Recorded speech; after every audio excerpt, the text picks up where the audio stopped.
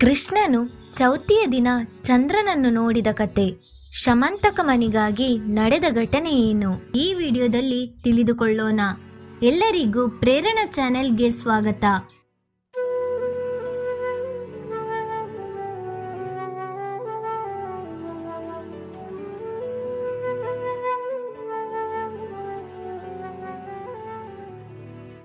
ಕೃಷ್ಣನನ್ನು ಕಾಡಿದ ಶಾಪ. ಒಮ್ಮೆ ದ್ವಾಪರ ಯುಗದಲ್ಲಿ ಶ್ರೀಕೃಷ್ಣ ಚೌತಿಯ ದಿನ ಅರಮನೆಯ ಉಪ್ಪರಿಗೆಯಲ್ಲಿ ಕುಳಿತಿದ್ದ. ರುಕ್ಮಿಣಿ ಆತನಿಗೆ ಹಾಲು ತಂದುಕೊಟ್ಟಳು. ಹಾಲು ಕುಡಿಯಲು ಲೋಟ ಎತ್ತಿದಾಗ ಹಾಲಿನಲ್ಲಿ ಕೃಷ್ಣನಿಗೆ ಚೌತಿಯ ಚಂದ್ರನ ದರ್ಶನವಾಯಿತು. ಅವನ ಮೇಲೂ ಕಳ್ಳತನದ ಆರೋಪ ಬಂತು. ಶಮಂತಕ ಮನಿಯ ಕತೆ. ಕೃಷ್ಣನ ಬಂಧುಗಳಲ್ಲಿ ಒಬ್ಬನಾದ ಸತ್ರಾರ್ಜಿತನಲ್ಲಿ ಸೂರ್ಯ ದಯಪಾಲಿಸಿದ ಶಮಂತಕ ಎಂಬ ಒಂದು ಅಮೂಲ್ಯ ರತ್ನ ಇತ್ತು. ಅದು ದಿನವೂ 8 ಸೇರು ಬಂಗಾರವನ್ನು ನೀಡುತ್ತಿತ್ತು. ಅದನ್ನು ಧರಿಸಿ ಹೊರಟರೆ ಅದರ ಪ್ರಕಾಶದಿಂದ ಸೂರ್ಯನೇ ಧರೆಗಿಳಿದಂತೆ ಭಾಸವಾಗುತ್ತಿತ್ತು. ಕೃಷ್ಣ ಒಮ್ಮೆ ಇಂತಹ ಮಣಿ ಚಕ್ರವರ್ತಿಯ ಬಳಿ ಇರುವುದು ಕ್ಷೇಮ, ಬಲರಾಮನಿಗೆ ಕೊಟ್ಟು ಬಿಡು ಎಂದು ಕೇಳಿದ. ಆದರೆ ಸತ್ರಾರ್ಜಿತ ಒಪ್ಪಲಿಲ್ಲ. ಆ ಮಣಿಯನ್ನು ಬೇಟೆಗೆ ಹಾಕಿಕೊಂಡು ಹೋಗುವಂತಿರಲಿಲ್ಲ. ಆದರೂ ಸತ್ರಾರ್ಜಿತ ಸೋದರ ಪ್ರಸೇನನು ಶಮಂತಕ ಮಣಿ ಧರಿಸಿ ಶ್ರೀಕೃಷ್ಣನ ಜೊತೆಗೂಡಿ ಬೇಟೆಗೆ ಹೋದನಂತೆ.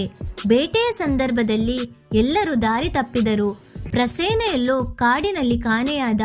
ಪ್ರಸೇನನನ್ನು ಸಿಂಹವೊಂದು ಕೊಂದು ಶಮಂತಕ ಮಣಿಯನ್ನು ಅಪಹರಿಸಿತು.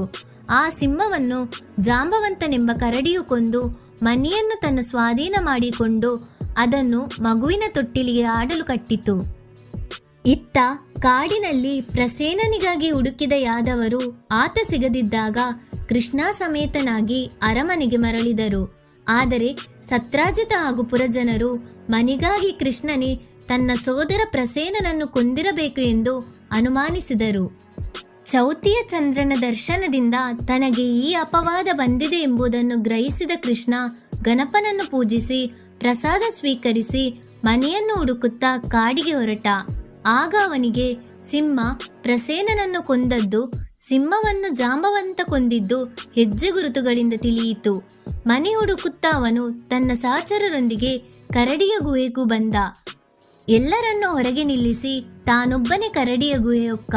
ಕ್ಷತ್ರಿಯನಾದ ತಾನು ಹೋರಾಡಿಯೇ ಈ ಮನೆಯನ್ನು ಪಡೆಯುತ್ತೇನೆ ಎಂದು ಹೇಳಿ ಪಾಂಚಜನ್ಯವನ್ನು ಊದಿದ.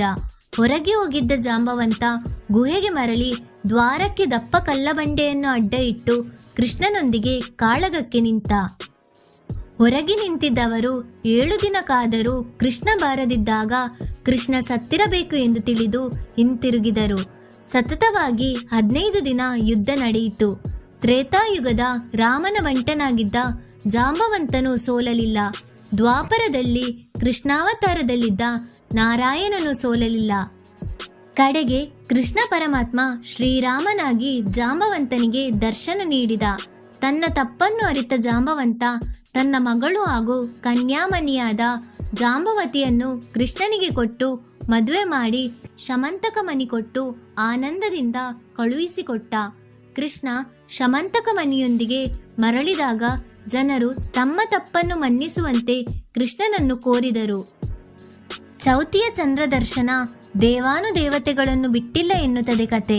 ಅಕಸ್ಮಾತ್ ಚೌತಿಯ ಚಂದ್ರ ದರ್ಶನವಾಗಿದ್ದರೂ ಈ ಕತೆ ಕೇಳಿದರೆ ಅಥವಾ ಓದಿದರೆ ಜನರಿಗೆ ದೋಷಕ್ಕೆ ಪರಿಹಾರ ಸಿಗುತ್ತದೆ ಎನ್ನುತ್ತದೆ ಪುರಾಣ. ಆ ದೋಷ ಪರಿಹಾರಾರ್ಥವಾಗಿ ಸಿಂಹ ಪ್ರಸೇನಂ ಅವಧಿ ಸಿಂಹವು ಜಾಂಬವಂತ ಅತ ಸುಕುಮಾರಕ ಮಾರುದು ತವಶೇಷ ಶಮಂತಕ ಎಂಬ ಶ್ಲೋಕವನ್ನು ಪದೇ ಪದೇ ಪಠಿಸಬೇಕು ಎನ್ನುತ್ತಾರೆ ಹಿರಿಯರು. ಈ ಮಾಹಿತಿ ನಿಮಗಿಷ್ಟವಾದಲ್ಲಿ ಈ ವಿಡಿಯೋವನ್ನು ಲೈಕ್ ಮಾಡಿ ಮತ್ತು ಶೇರ್ ಮಾಡಿ. ಹಾಗೆ ನಮ್ಮ ಪ್ರೇರಣಾ ಚಾನೆಲ್ ಅನ್ನು ಸಬ್ಸ್ಕ್ರೈಬ್ ಮಾಡಿ. ಧನ್ಯವಾದ.